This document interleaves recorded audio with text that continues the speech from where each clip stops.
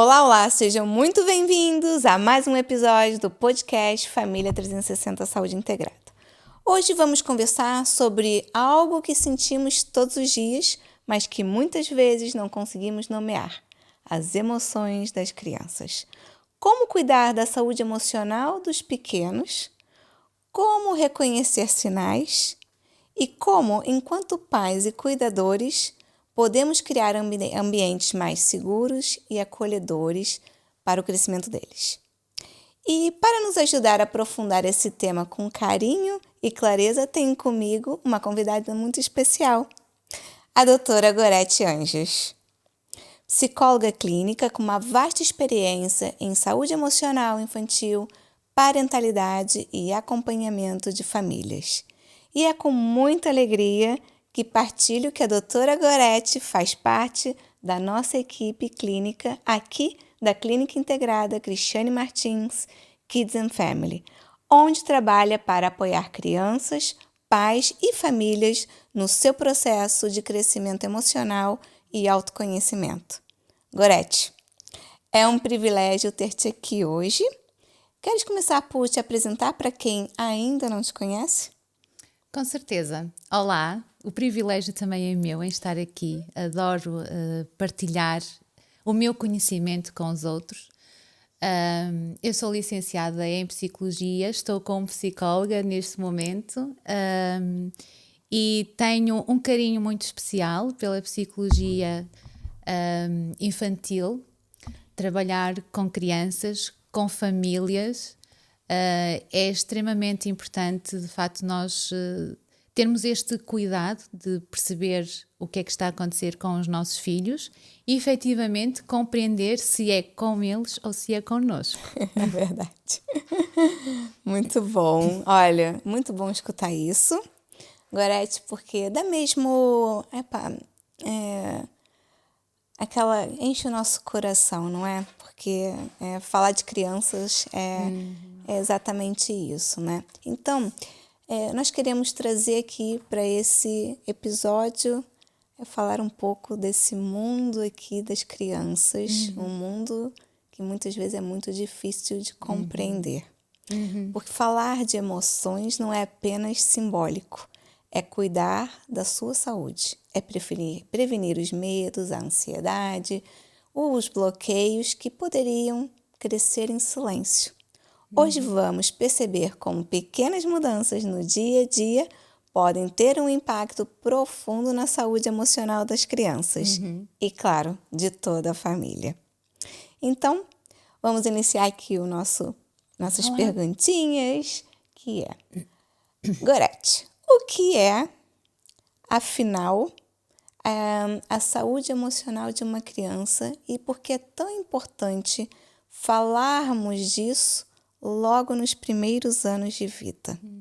Muito bem. A saúde emocional, tanto na criança como no adulto, é o bem-estar que nós sentimos em nós, não é?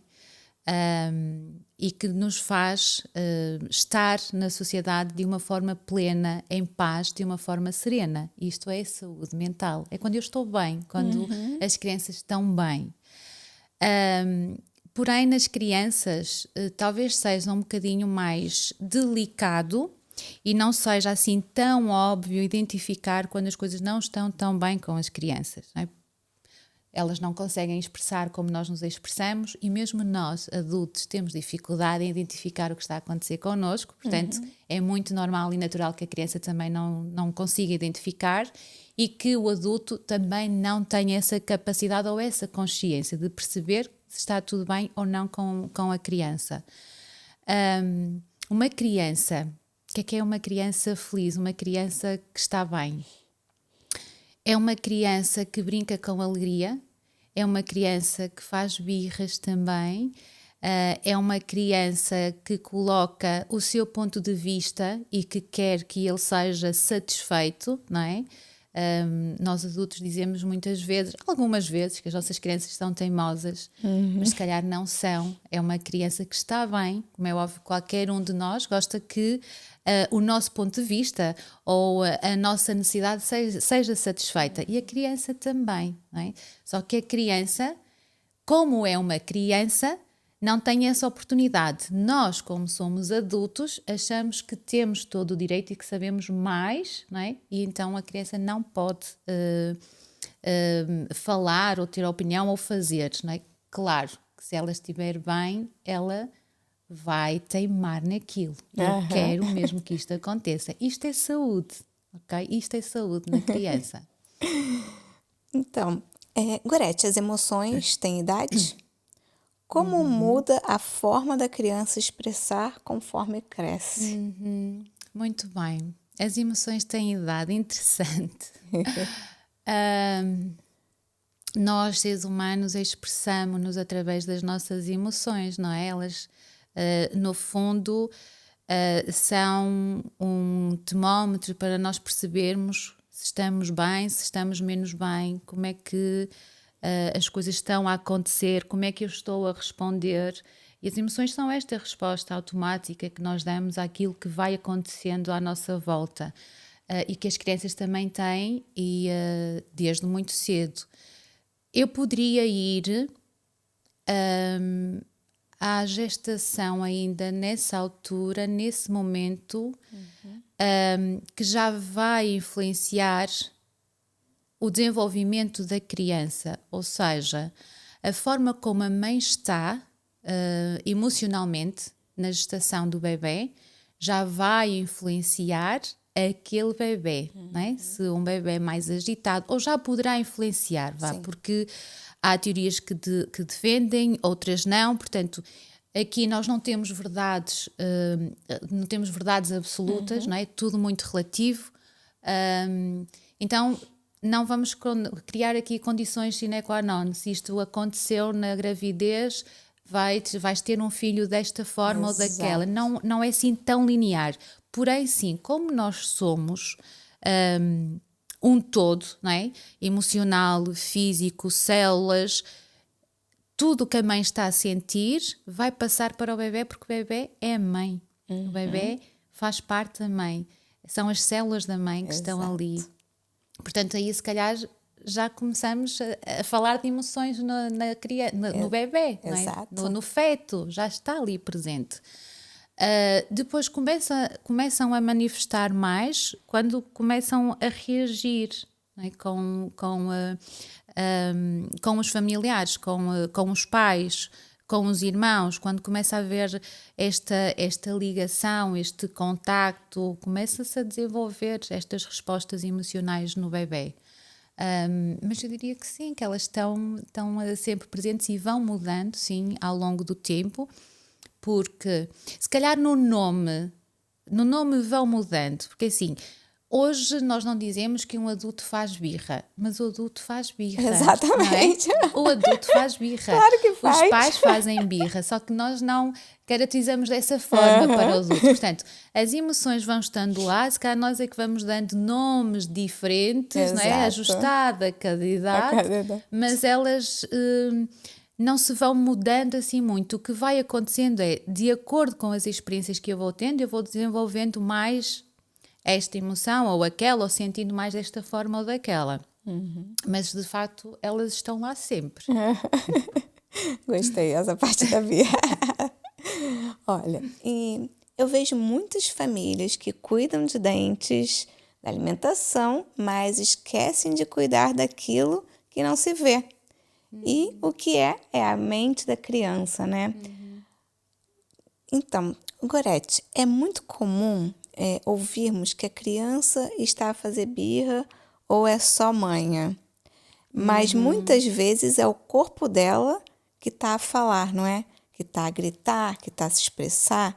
É uma emoção que ainda não sabe, não tem nome ainda, né? Exatamente. Certo? É isso? É isso mesmo. Vamos tentar. A criança, ela fala com o corpo, não é? Talvez aquilo que os anseios e os receios e os medos, né? De uma forma diferente, um pouco diferente, talvez, quando a gente vai criando alguma maturidade. É isso? Exatamente. Vamos perceber aqui uma coisa.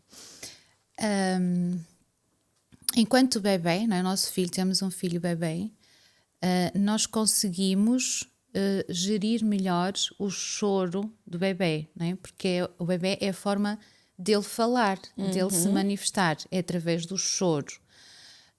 E nós aqui já conseguimos ter alguns sinais, ou seja, se eu tenho um bebê que chora muito, não é? Com muita frequência, isto é um sinal, é um alerta que alguma coisa não está bem. Se o meu bebê chora depois de eu amamentar, depois de mudar a fralda, depois de dar colo, vou deitar, continua a chorar, o choro é um sinal e é a linguagem do bebê. É através do choro que ele manifesta se está bem ou não está bem, se tem uma necessidade que quer ver satisfeita. E muitas ou algumas vezes, já aí nós começamos também a usar esta expressão que é a manha do bebê, né? Que ele quer é colo. Como é óbvio, os bebés querem colo, os bebés precisam de colo, precisam deste contato com a mãe. Isto não é mimo a mais, que eu também ouço muito esta expressão, é muito mimalho. Não há mimo a mais, porque o mimo é o amor que nós temos pela criança. Portanto, dar colo, conectar, ter aquele bebê connosco, no nosso colo, nos nossos braços, isto é segurança, é conforto, ok? E efetivamente eles falam através do choro, eles manifestam-se pelo choro. E a forma como a mãe vai respondendo, porque é a primeira cuidadora, já vai construindo aqui na criança, já começa a construir o mundo da criança, daquele bebê. Se eu tenho uma mãe muito presente, se tenho uma mãe mais ausente, se a minha mãe responde ao meu choro, se a minha mãe não responde ao meu choro. Nós aqui já começamos, né, a construir, o bebê começa a construir um mundo dele. Por isso é tão... não é delicado, mas... nós não conseguimos exatamente chegar a um ponto, não é? Saber, ok, foi aqui que nasceu tudo, porque o que está na parte da infância e nesta questão ainda do bebê, nós não conseguimos chegar lá, não é? Mas eu sinto, e quando eu sinto que a minha mãe não responde ao meu choro, eu começo a construir, ou poderei começar a construir na minha mente que eu não sou importante, que nada existe além de mim. Não é? Portanto, começamos aqui já a construir, se calhar, a personalidade da criança, a forma como eu vou responder ao mundo quando for mais crescido. E é extremamente importante estarmos atentos a todos os sinais. Porém, não vamos também exagerar e estar em alarme constante, em alerta constante, ok? Ver o que é que se passa, o que é que não se passa, o que é que tem, o que é que não tem. O meu filho chora constantemente ou o meu filho faz muitas birras. Calma, ok? Temos que ter calma e perceber, estar mais atento ao comportamento da nossa criança, ir identificando quando é que ele faz mais birra, quando é que ele está mais frustrado. Numa idade mais avançada, por exemplo, se a criança chega à casa e se fecha no quarto, ou se a criança chega à casa e não comunica tanto, e é habitual aquela criança comunicar, então o que é que está a acontecer? Se a criança está mais agressiva e não é habitual, porque é que o meu filho está mais agressivo? E nós algumas vezes deixamos cair isto, não estamos tão atentos. Então é necessário e é importante eu estar atenta à minha criança para poder dialogar, para poder identificar, para poder perceber o que é que está a acontecer. E não é necessário ir sempre ao psicólogo. Porque se eu estiver consciente disto, ok, eu em casa, tendo o diálogo com o meu filho ou com a minha filha, já ajuda imenso. A presença dos pais é essencial. Okay? Então é nós observarmos sim, identificar comportamentos que não são habituais naquela criança e tentar desconstruir e ver de onde é que vem ou o que é que aconteceu para o meu filho estar com aquele comportamento. Muito bom. Ô Gorete, nós sabemos que birras fazem parte do desenvolvimento, mas como diferenciar um comportamento típico de idade, de um sinal de que algo mais profundo está acontecendo e necessita sim desse apoio especializado? Muito bem, eu acho que tem a ver com a intensidade desse comportamento, ok? E a frequência do mesmo. Sim, birras é normal, apesar de nós pais não conseguirmos lidar muito bem com elas, não é? De sendo normal. E depois as crianças passam pelas suas fases, que não é igual para todos, e que isto também preocupa os pais, e que eu queria descansar um bocadinho os pais neste sentido. Nós, quando vamos ao pediatra com os nossos filhos, existe aquele livrinho que tem a evolução da criança, Sim. se está dentro dos Da parâmetros... curva de crescimento. Exatamente. Sim. Para pais mais ansiosos, isto é assustador, não é? E vai criar desafios nos pais, desafios internos, porque o meu filho ou está acima da média, ou está abaixo, ou está... E é importante, assim como no desenvolvimento psicológico da criança, cognitivo da criança, se já fala, se não fala, se na locomoção, se já anda com esta idade, se não anda com esta idade, nós deixarmos isso de lado, porque nós somos todos seres completamente diferentes. Não é? Então, cada criança, cada família tem o seu ritmo, cada criança tem o seu tempo de crescimento. E por vezes, quando a criança chega àquele suposto momento de já falar ou desenvolver alguma coisa, e isso ainda não ser observado por parte dos pais, já é um sinal de alarme para os pais, já ficam extremamente preocupados. E assim, é extremamente importante, sim, nós descansarmos e aceitarmos o tempo do nosso filho, ok? Porque as mães comparam muito os filhos com os filhos das amigas, na escola, Com o irmão, sim, com mais filho mais exatamente, velho. que já fez, já falava. Nós Exato. não somos comparáveis, nós isso. somos únicos. Cada criança é única, cada adulto é um ser único, é especial. Eu sei que isto é clichê, que já se ouve muito, não é? Dizer nós somos únicos e especiais, mas efetivamente somos únicos e especiais, não é? Não vamos usar ou levar isto só para o clichê e porque é uma frase feita e usar mesmo e perceber a importância desta frase, ok? Então, sim, as crianças fazem birras, as crianças ficam frustradas, mas é importante eu perceber a intensidade e a frequência, porque uma birra todos os dias, de manhã à noite, não é comum. Exato. Não é comum. A frustração da criança, o estar constantemente a mandar objetos, a bater, de manhã à noite, não é comum. Portanto, aqui o que nos ajuda a identificar é mesmo a frequência, a intensidade do comportamento. Muito bom. Às vezes queremos acreditar que é só uma fase, mas é tão importante saber quando essa fase precisa realmente de atenção, né? Eu já acompanhei aqui na clínica casos de crianças com dores recorrentes, sempre dor de barriga ou dor de cabeça, e só depois se descobriu que era ansiedade por separação da mãe ou até bullying na escola. O corpo estava a pedir um socorro, mas ninguém tinha ainda escutado, né, verdadeiramente aquilo. Então, vamos aqui para mais uma perguntinha para você. Gorete, muitas vezes o acompanhamento da criança não é só dela. É um reflexo do ambiente, das emoções dos pais, certo? Certíssimo. Como é que os pais podem identificar quando estão a passar os seus estados emocionais para os seus filhos, mesmo sem querer, claro? Eu diria que quase nunca o comportamento é só daquela criança. Efetivamente, a criança espalha muito o que está a acontecer dentro de casa.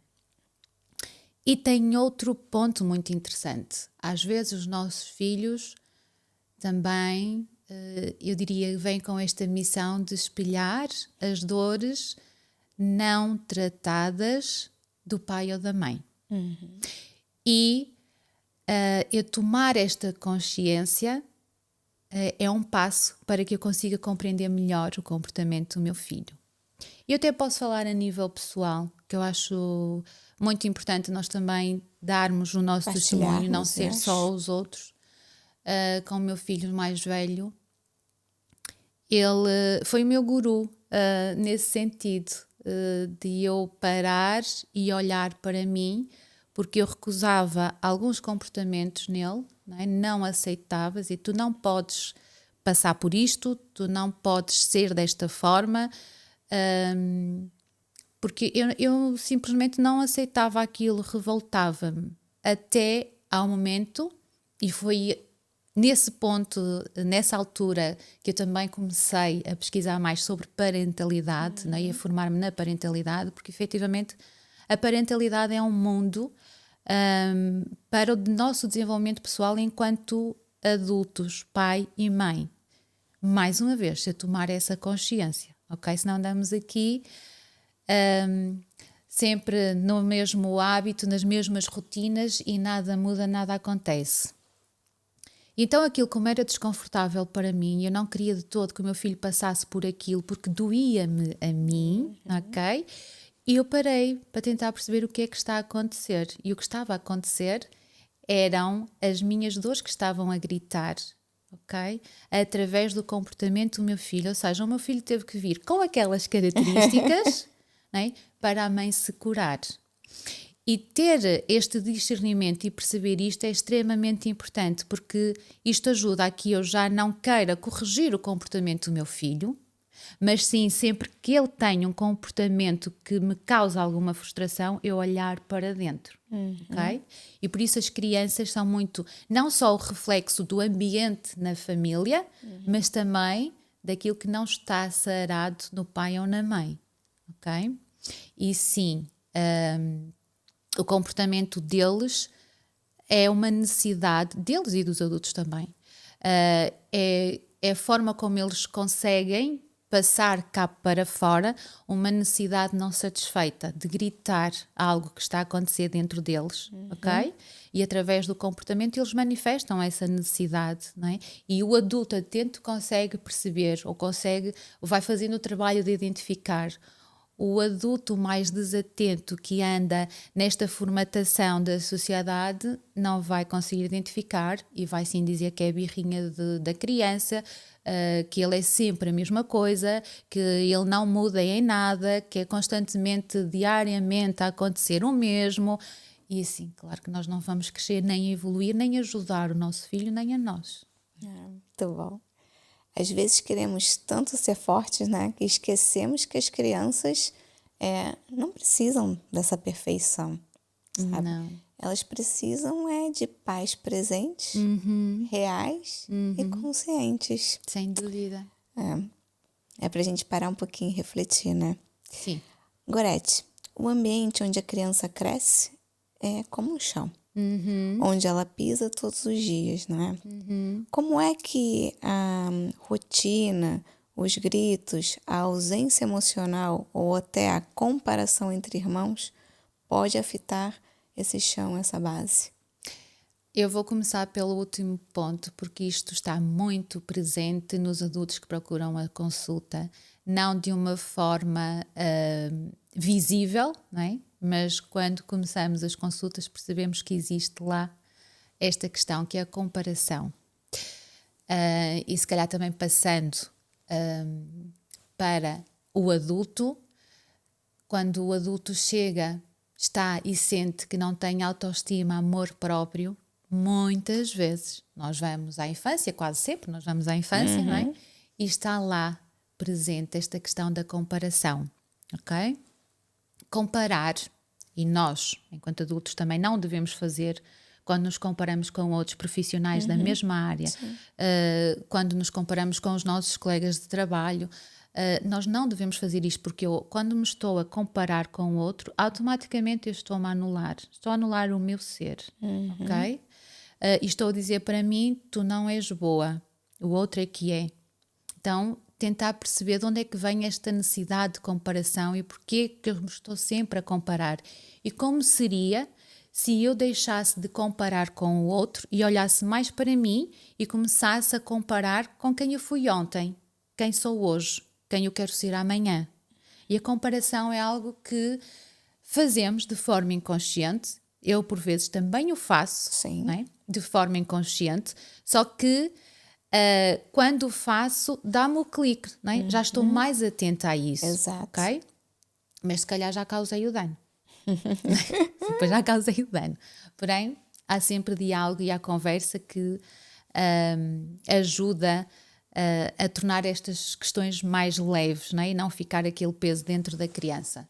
Mas sim, a comparação é algo que deveríamos todos de aprender a deixar de o fazer, principalmente entre filhos, não é? Pois temos o filho preterido, que se sente preterido, o filho favorito, e para a criança, para a evolução desta criança, para a sua saúde mental, isto vai influenciar e impactar muito. Okay? Depois nós temos então os tais comportamentos, as tais birras. Se calhar eu até tenho uma criança que está a fazer birra porque quer a minha atenção, porque acha, não significa que isto esteja a acontecer, mas acha que a mãe ou o pai estão a dar mais atenção ao irmão. E repare, também é muito importante as pessoas terem consciência disto. O fato de eu, enquanto mãe, também achar e acreditar que estou a ser imparcial e dou tanta atenção a um filho como ao outro, isto não significa que o meu filho sinta desta forma. Então não é tanto aquilo que nós fazemos, mas como a criança sente e vai construindo dentro dela. E por isso nós devemos estar atentos e perceber, não é? Porque os nossos filhos sim podem sentir por algo que nós dissemos, por um momento que nós tivemos, qualquer coisa, ele pode sentir que a mãe dá mais atenção à irmã ou ao irmão. E que eu ou tenho que me esforçar para ser melhor, né? Depois vem aquelas a questão da obsessão sobre as coisas, de sermos perfeitos em tudo, não é? Eu tenho que ser perfeito, tenho que ser bom aluno, e se calhar nem foi o pai ou a mãe que o disse, mas a criança construiu no mundo dele que se fosse iria ter a atenção do pai ou da mãe. Portanto, isto não é assim tão, não se lê assim de uma forma tão rápida e tão fácil, não é? Exatamente, nós pais até podemos e acreditamos que estamos a fazer o melhor e estamos sempre a fazer o melhor. Mais uma vez, uma frase clichê, nós fazemos o melhor com aquilo que sabemos, com as ferramentas que temos no momento, ok? Porém, a criança pode construir e constrói uma narrativa de acordo com aquilo que está a sentir, ok? Então é muito importante nós estarmos atentos, nós termos este conhecimento de como funciona um bocadinho da mente humana para eu poder ajudar da melhor forma o meu filho e também para alterar algum comportamento meu perante os meus filhos. Muito bom. Mais uma perguntinha aqui. A culpa dos pais por não estarem presentes pode afetar a criança? A culpa dos pais é assim, a criança fica afetada por sentir a ausência dos pais. Os pais ficam afetados por sentirem culpa. Mas, segundo Viktor Frankl, o ser humano passamos todos que ele define pela tríade trágica. Ou seja, ninguém consegue viver esta vida sem passar pela dor, pela culpa e pela morte. Ok? Então a culpa está aqui. Faz parte. Não podemos fugir dela, não é? E sim, os pais sentem culpa. E o importante é eu perceber, identificar esta culpa e perceber então o que é que eu posso fazer de diferente para minimizar esta sensação, este sentimento, esta emoção. Ok? Se eu hoje fiz alguma coisa e estou-me a sentir culpada por isso, gritei com os meus filhos e é algo que eu não quero fazer, não dei atenção aos meus filhos, é algo que eu não quero fazer. Ok, mais uma vez, vamos identificar. Está tudo bem. Agora vamos escolher outros comportamentos e estar mais consciente daquilo que eu não quero fazer. Não significa que não vá voltar a acontecer, mas vai acontecer com menos frequência. Okay? Portanto, a culpa nos pais, eu diria que é normal, okay? Nós sentirmos esta culpa, Então, vamos aprender com ela. Que mudanças é que eu poderei ter para não me sentir tão culpado? E depois também descansar, não é? Nesta questão. Está tudo bem e não estar tudo bem. Eu não tenho que ser o pai ou a mãe perfeita. Okay? Nós estamos aqui, somos seres humanos, nós não somos seres perfeitos, somos seres imperfeitos, a criar outros seres imperfeitos, portanto, isto não é para estar tudo bem. Se fosse para estar tudo bem, se calhar nós estaríamos aqui. Exato. Não é? É para crescer e para evoluir. Então, é importante eu, de facto, perceber e analisar mais o meu comportamento, os meus filhos e o que é que nós podemos construir aqui e crescer juntos. Agora, a culpa vai estar. Só não podemos ou não devemos agarrar a ela e ficarmos fechados, não é? E quase que estarmos aqui a chicotear, eu sou culpada porque fiz isto, eu sou culpada porque fiz aquilo, eu sou culpada porque não estive atenta. Não, calma, vamos parar, vamos refletir, ok? Depois a criança, a ausência dos pais, sim, influencia o crescimento da criança. Mais uma vez, ela pode começar a construir esta narrativa de que eu não sou suficientemente bom para o meu pai, para a minha mãe, e ela ou ele não querem estar comigo. Começar a acreditar que efetivamente não tem valor, porque os pais nem se importam com eles, não é? Tem um impacto, sim, muito forte no desenvolvimento da criança, a ausência dos pais. Mais uma vez, vamos olhar para o adulto e não para a criança. Né? E o adulto é que tem que perceber o que é que pai e que mãe quer ser. O que é que eu quero que os meus filhos um dia digam sobre mim? Que legado é que eu quero deixar nos meus filhos enquanto pai e enquanto mãe? Ok? Porque sim, nós andamos na nossa rotina, nós estamos atarefados, nós chegamos a casa e repare, fazemos sempre mais do mesmo. Mais do mesmo. É levantar em cima da hora para preparar os filhos para ir para a escola, é levar os filhos à escola. Os meninos ficam aquelas horas todas na escola e nós no trabalho. Nós saímos do trabalho, até saímos mais cedo porque temos que ir buscar as crianças, portanto ainda conseguimos sair mais cedo que os nossos filhos da escola, não é? Vamos buscá-los à escola, em stress, porque amanhã é outro dia. Nós temos que ir fazer as compras para o jantar, preparar banhos, fazer trabalhos, se houver trabalhos de casa com as crianças, organizar o dia seguinte e vamos para a cama sem estar tempo nenhum de qualidade com os nossos filhos. Okay? E se nós, mais uma vez, o que é que acontece? Tecnologia em casa. E porquê tecnologia? Porque os nossos pais estamos cansados, nós queremos silêncio. E se os nossos filhos estiverem no telemóvel, não se percebe nada. Exato. Não é? Há o silêncio. Se eu não estiver bem, eu não vou conseguir lidar com as birras do meu filho. Se eu não estiver bem, eu não me vou sentar e brincar com o meu filho. Então, andamos aqui nesta rotina. O tempo passa, a vida passa, e o que é que nós fizemos? Nada. A não ser trabalhar, estressar, dormir, comer, voltar a trabalhar e não fazemos mais nada além disto. Não é? Então, se calhar é o tempo e este momento é importante também para passar esta informação, a necessidade e a importância de nós pararmos e de nos colocarmos e darmos atenção aos nossos filhos, que são os seres mais importantes que nós temos na nossa vida. Porque eu acredito que se somos pais, foi porque assim o desejamos. Não é em todas as situações, mas sim, em algumas ou a maior parte é. Não é? Então, se eu desejo ser mãe, o que é que eu vou fazer com isto? Vou ser mãe só porque sim? Porquê é que eu sou mãe? Se calhar também não pensamos nisso. Exato. Porquê é que eu quero ser pai? Porquê é que nós queremos ser pais? Sociedade. É normal. É estudar, é casar, é construir casa, é ter filhos. Exato. Porque se não tivermos filhos, já está na altura de ter filhos, nunca mais vem, não é? O que é que se passa? Não quero, não é? Somos julgados, não é? Depois também somos julgados pela quantidade de filhos. Se tem um é porque devia ter 2, se quer ter 3 é porque 2 já chegava.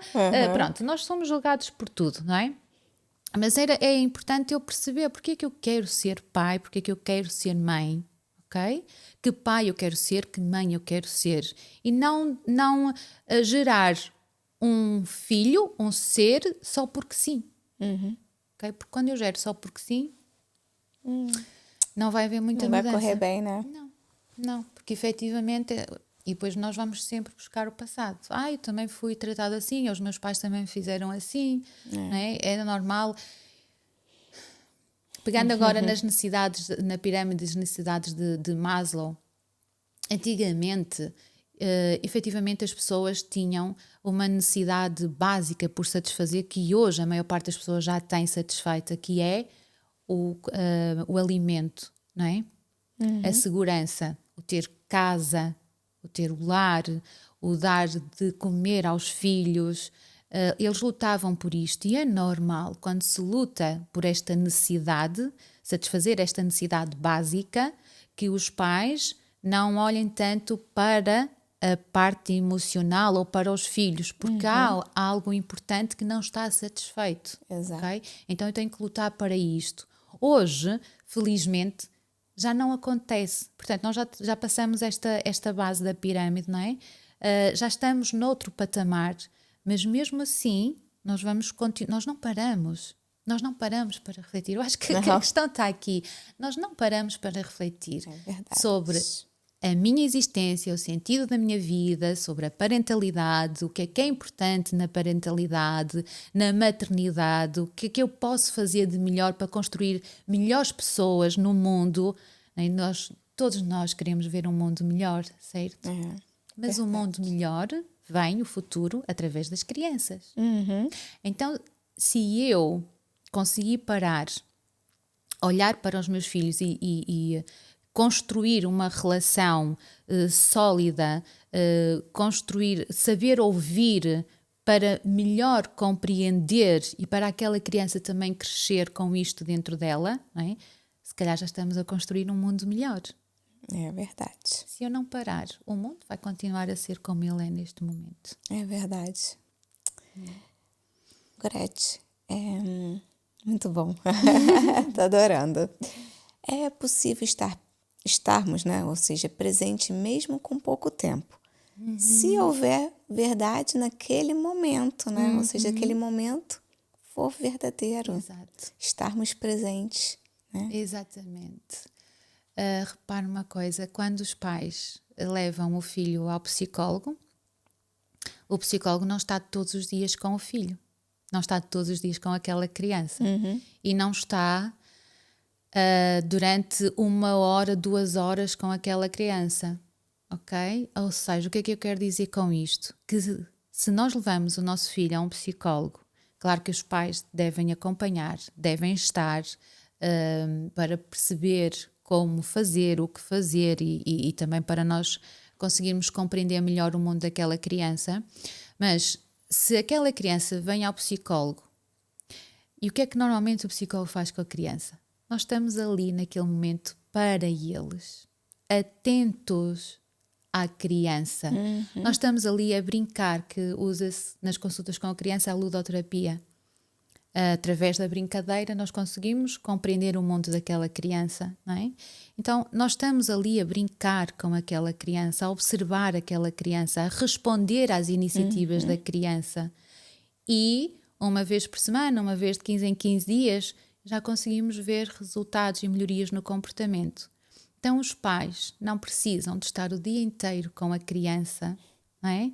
Basta 5, 10, 15 minutos. Se for todos os dias, ótimo. Se for dia sim, dia não, já é bom também. Exato. O que a criança precisa sentir é que o pai e a mãe a ama, o pai e a mãe estão ali. Okay? A criança precisa sentir esta segurança, esta ligação, esta conexão. Então, se eu estiver com o meu filho 5, 10 minutos, e dependendo da idade, não é sempre a brincar, mas, por exemplo, eu vou fazer o jantar. Ok? Temos pouco tempo. Eu tenho que fazer o jantar. É um ótimo momento para chamar as crianças até nós, os filhos até nós. Vamos fazer juntos o jantar. Ok? E já estamos ali a criar uma conexão. Só que o que é que acontece? Eu chego a casa estressado, quero fazer o jantar, quero despachar. Eu não quero os filhos à minha volta, não é? Porque vai pegar nisto, vai pegar naquilo, vai cortar mal a batata, ou pode-se magoar. Eu não quero. Então, os filhos ficam na sala e os pais na cozinha, o pai ou a mãe a fazer o jantar. Nós temos aqui que encontrar momentos, se não é possível parar, para estar 5, 10 minutos, 5 minutos não é nada, mas pronto, para estar 5, 10 minutos com os nossos filhos, então eu vou trazê-los para a rotina e vou criar esta conexão, esta ligação com os meus filhos, não é? E pedir este apoio para eles é tão bom e tão gratificante. Portanto, às vezes é mesmo eu conseguir encontrar dentro da minha rotina momentos que possam se ajustar a esta conexão com os meus filhos. Claro que se pudermos parar, é melhor, Claro. não é? E vamos estar ali a um momento, até hoje em dia com as tecnologias, mesmo que seja estar a jogar com o filho, está tudo bem, desde que seja estar a jogar com o filho. O que é que acontece algumas vezes? O pai até vai para o quarto, mas o filho está a jogar e o pai está no telemóvel, ou a mãe. Já não. Já não funciona.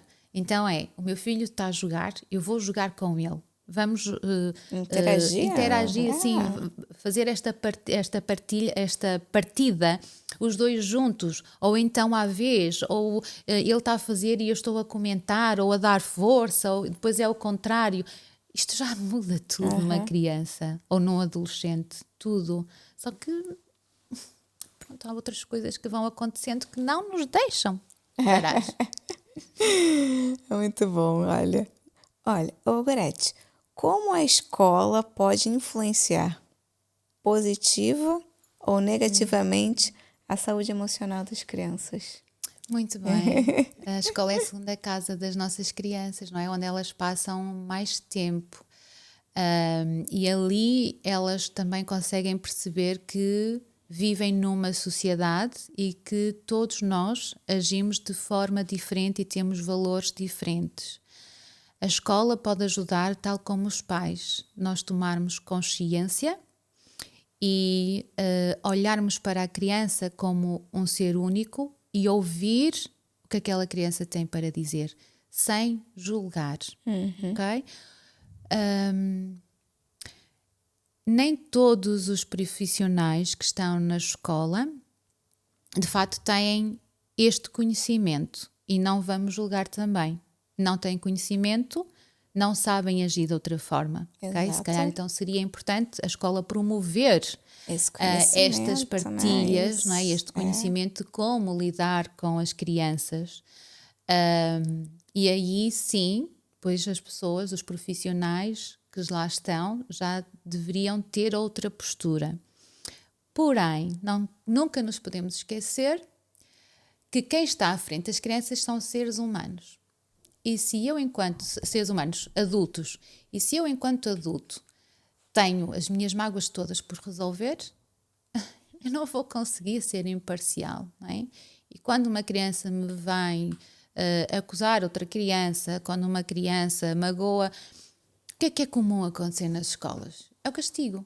O que é comum acontecer nas escolas? O adulto dizer, é sempre a mesma coisa.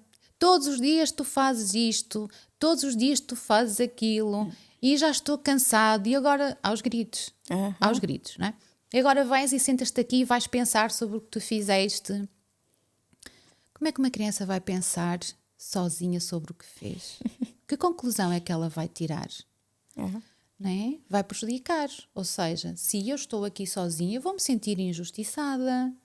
O meu amigo também me fez isto e eu só respondi ao meu amigo. Exato. Mas nós não podemos pôr uma criança, e repare que isto existe na psicologia. Eu construí o meu caminho na psicologia, eu não faço isso. Exato. O time out, para mim, não funciona. Pôr uma criança num canto a pensar não vai construir nada naquela criança, ok? Então, mas pôr a criança a pensar com um adulto ao lado, a refletir sobre o que aconteceu, com um adulto com tempo para ouvir a criança, sim, já vai ajudar essa criança, não é? Agora, sem dúvida nenhuma que primeiro são os adultos que devem de estar capazes e conscientes de fazer um trabalho diferente. Senão, o que é que vai acontecer? Se calhar, o prolongamento daquilo que acontece em casa, não é? O que é que As crianças ouvem em casa e os adolescentes, é sempre a mesma coisa. Não é? Estou cansada de te dizer para fazer isto, para fazer aquilo e tu não fazes. Tu fala baixo. Depois quando chega à escola é mais do mesmo. E não há um adulto que consiga ouvir aquela criança. E na escola não ouvem. Na escola não ouvem. O que é que nós queremos? Eliminar de forma rápida aquele comportamento. Né? Porque aquele comportamento está-me a causar stress, ansiedade, frustração, está-me a enervar e eu quero eliminar aquele comportamento. Como é que eu elimino aquele comportamento? Eu sou adulto e eu tenho poder. É mandar calar. Em alguns casos, pais, é dar umas palmadas. Né? Eu sou adulto. Aquele ser não tem como se defender. Okay? É mandar calar, é mandar sair, é pôr de castigo. Quem é que ouve estas crianças? Quem é que ouve estes adolescentes? Quem é que tenta compreender o que se passa com a criança e com o adolescente? Ninguém. Nem nós repetimos sempre os mesmos comportamentos. Nós, adultos, a resolver as questões das crianças, fazemos todos da mesma forma. Não é? Então, mais uma vez, se calhar promover estas refeições na escola seria importante. O adulto compreender que há alternativas e de que forma é que pode lidar com a criança para não prejudicar, mas sim melhorar e construir um ser humano melhor. Mais uma vez, nós queremos um mundo melhor, então nós adultos é que temos esta responsabilidade na escola e em casa. Muito bem. Gorete, muitas vezes os pais esperam que o tempo, né, vamos por aqui entre aspas, se resolva. Mas quando é que o comportamento da criança está a dizer preciso de ajuda? E como funciona uma avaliação psicológica? Muito bem. Quase sempre o comportamento da criança, quando nós conseguimos identificar que está para além daquilo que é comum, né? Está a dizer ajuda-me, está a dizer ouve-me, está a dizer dá-me colo, está a dizer dá-me atenção. É? Quase sempre o comportamento da criança, como eu já disse, é uma necessidade não satisfeita daquela criança. Okay? Então vamos perceber o que é que o nosso filho está a querer dizer com este comportamento. Okay? Na consulta, nós funcionamos muito por observação. Numa consulta com crianças, os pais têm que estar presentes, é óbvio. E tentamos perceber a dinâmica através de entrevista, com as crianças através do brincar. Sim, podemos passar escalas de avaliação para perceber melhor o desenvolvimento cognitivo da criança, a parte emocional também. É um conjunto de várias coisas a acontecer. Okay? Mas a observação é extremamente importante. A observar a dinâmica, o comportamento, a forma como o pai e a mãe falam, a forma como o filho está, a postura, Exato. a parte física, não é? Como é que nós nos posicionamos, como nos sentamos, tudo isto fala. Então a observação é extremamente importante para nós identificarmos algumas situações naquela dinâmica familiar. E sim, as entrevistas, o brincar, as avaliações, tudo isso faz parte de uma consulta com crianças. Muito bem. Há casos em que o apoio à criança revela que os pais também precisam de ajuda, né? Quase sempre. Quase sempre são os pais e não a criança. É um trabalho em conjunto, né? É um trabalho em conjunto, mas mais uma vez nem sempre o pai tem esta consciência e leva o filho porque já não consegue lidar com o comportamento do filho, porém a questão não está no filho, está no pai ou está na mãe. Não é?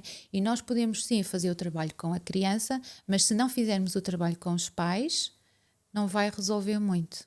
Exatamente. Okay? Então sim, a criança quase que fala pelos pais. Não é? Não quer dizer que isto aconteça em todas as situações, ok? Não é, não vamos generalizar Exato. tudo, mas se observarmos muito bem e se estivermos bem atentos àquilo que os pais vão dizendo, ao que vai acontecendo, sim, a questão está muito mais no adulto do que propriamente na criança.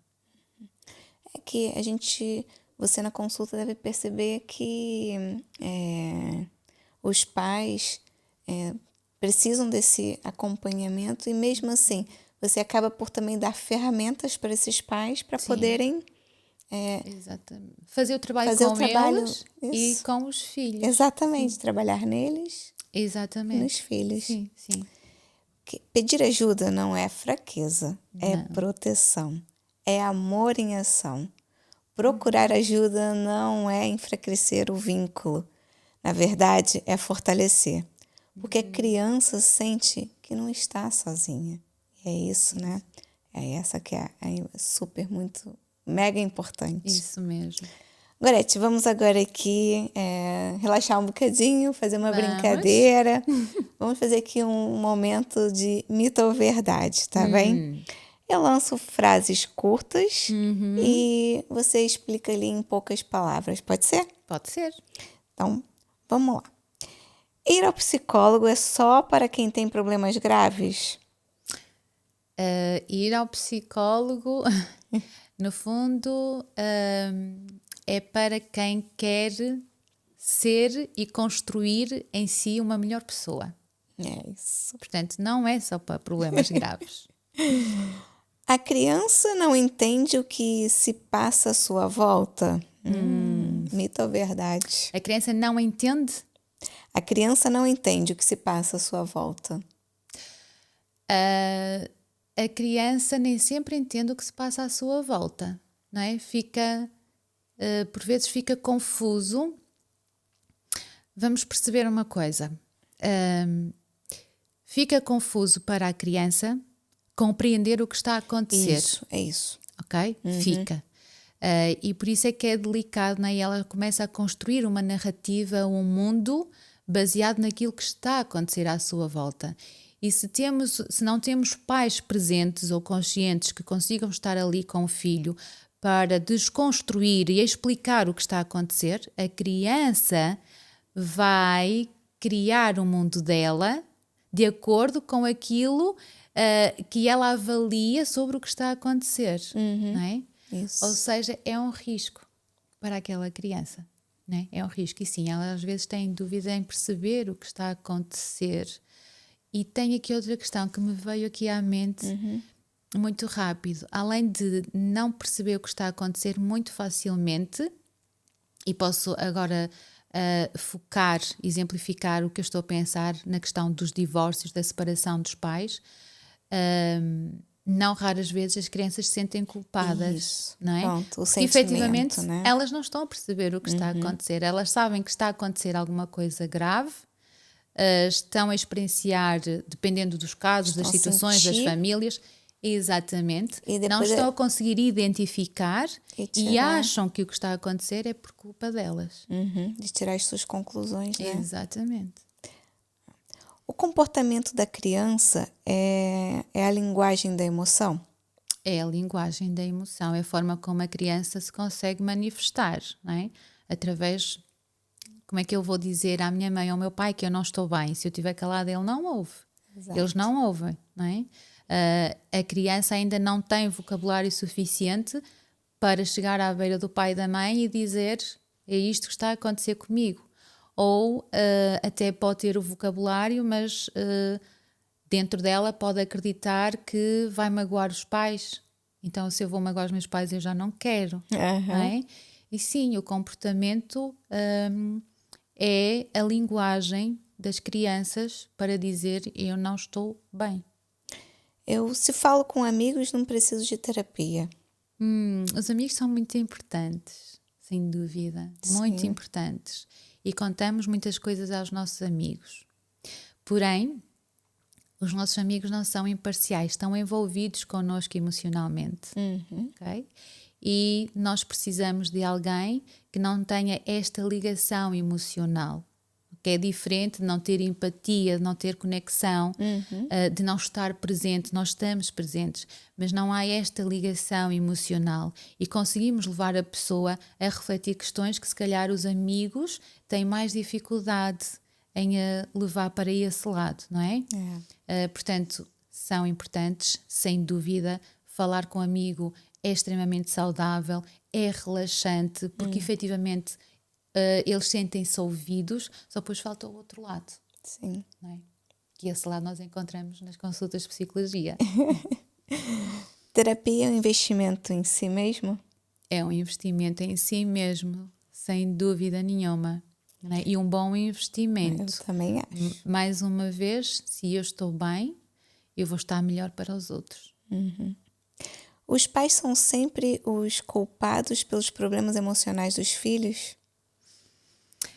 E não é fácil. Até eu aqui agora, ó. Eu, Sim e não, né? esse sempre não concordo completamente, não é? Agora não queria também usar a culpa, mas somos responsáveis sim por muitos problemas emocionais dos nossos filhos. Não significa que seja sempre, Sim. não é? Mas sim, somos responsáveis por isso. Cuidar das emoções previne doenças físicas? Previne doenças físicas. Previne. Nós, quando enchemos um balão com ar, aquele balão vai ter o seu limite. Já não cabe mais ar, chega um momento que não cabe mais ar e ele vai rebentar. Assim é com o ser humano. Se eu colocar emoções sem pensar, sem refletir, sem compreender, elas vão ter que sair por algum lado. O meu corpo não vai aguentar tanta pressão dentro dele, ok? Então vai ter que sair de alguma forma. E sim, muitas vezes é através da doença física, não é? Exato. Por isso é que é muito importante, quando eu vou ao médico de família ou quando eu vou a um especialista, perceber o que é que está a acontecer comigo, que pensamentos eu tenho, que crenças eu tenho. Ou seja, não é só o físico que devemos olhar. E É um conjunto, né? é um conjunto, mas nós caímos neste erro. E repare que as especialidades, apesar de terem o lado bom, não é, e benéfico, também tem a outra questão, que nós estamos a dividir o ser humano. Ou seja, eu tenho que ir a um especialista do coração, olhamos só para o coração. Eu tenho que ir a um especialista do estômago, olhamos só para o estômago. Exato. Mas será que o problema está só no estômago? Será que o problema está só no coração? Não é? Então, isto é um todo. Essa é muito a forma como a gente tem aqui de trabalhar os nossos pacientes, os nossos utentes aqui dentro do consultório. É esse puzzle que se gera ser encaixado. É um diálogo entre equipe mesmo. Sim, e aqui agora para fazer a ponte também com a medicina dentária, temos um diagnóstico, não é diagnóstico que eu quero dizer, mas identificamos algumas vezes o bruxismo tanto nas crianças como nos adultos, não é? Exato. E vamos ao dentista porque aquilo está a causar danos nos dentes. Ok, mas então, o que é que está por detrás disto? Exato. Temos que saber o que está por trás. O que é que está por trás disto? Chega aqui um paciente com erupção dentária, usa-se esse termo, os dentes, por causa da acidez ficarem, do vómito, da acidez do vómito, Sim, desgaste, desgastados, não é? Sim. Se o paciente chega aqui... um desgaste diferente, mas exatamente, sim, só com esse desgaste nós vamos cuidar desse desgaste. Agora de onde é que vem este desgaste, não é? Anorexia, bulimia, muito presente. Muitas vezes o dentista é o primeiro a observar. Se ele for um bom observador, é ele que vai muitas vezes chegar e perguntar para essa pessoa se existe algo e tentar levar ela a cuidar desse problema que ela tem. Claro. Nós temos que fazer esse trabalho. Também é muito importante. Mas, mais uma vez, um especialista que esteja consciente disso e aberto também a isso, não é? Ai, mas é tão bom. Eu gosto muito. Eu gosto mesmo de observar e ver. Eu gosto de ser dentista, mas gosto mesmo daquilo que me proporciona ser dentista. Trazer esse mundo esse universo tão grande, né? Que a gente pode partilhar. E aí sim, eu posso realmente ajudar a outra Exato. pessoa. Exatamente. Gosto mesmo muito. Olha, depois desse momento de mitos e verdades, fica mesmo ainda mais claro que a psicologia é para todos e para todos nós também. E que cuidar da saúde emocional, seja da criança ou do adulto, é um gesto de consciência, não de fraqueza. Às vezes basta a gente quebrar um mito para abrir um espaço para cuidar com mais verdade. Quantas famílias evitam procurar apoio por medo ou por crenças antigas? E, na verdade, poderiam encontrar alívio muito mais cedo. Gorete, que conversa assim maravilhosa. Muito bom. Cuidar da saúde emocional das nossas crianças é, no fundo, cuidar da base do futuro delas e do nosso futuro. Obrigada por nos lembrarem de tudo o que pode ser feito, com escuta, com presença e com afeto. Gorete, pode nos deixar aqui uma última mensagem? Uma última mensagem. A mensagem se calhar vai ser mais direcionada assim para os pais e que eles consigam efetivamente despir-se desta culpa, não é? Apesar dela ser inevitável, mas para aqueles pais mais conscientes, se calhar sentem-se culpados por aquilo que está a acontecer aos nossos filhos ou aos filhos deles, e efetivamente nós não temos a culpa de tudo. E procurar, não é necessário sempre fazer consultas ou terapia, mas em algum momento, sim, se eu não estou tão bem e se há aqui alguma coisa que eu acho que não estou a conseguir resolver da melhor forma, procurar uma pessoa especializada para ajudar a desconstruir aquilo que está a acontecer, porque efetivamente o mundo é feito de pessoas, as crianças serão os adultos no futuro. E se nós estivermos mais atentos a estas crianças, eu acredito sim que o mundo poderá mudar, mas isto tem que partir de nós adultos. É verdade. Se esse episódio fez sentido para ti, partilha com quem amas. Cada partilha é uma sementinha de saúde emocional que lançamos no mundo. Esse foi mais um episódio do podcast Família 360 Saúde Integrada. A cada episódio, a tua família é mais saudável. Muito obrigada. Obrigada.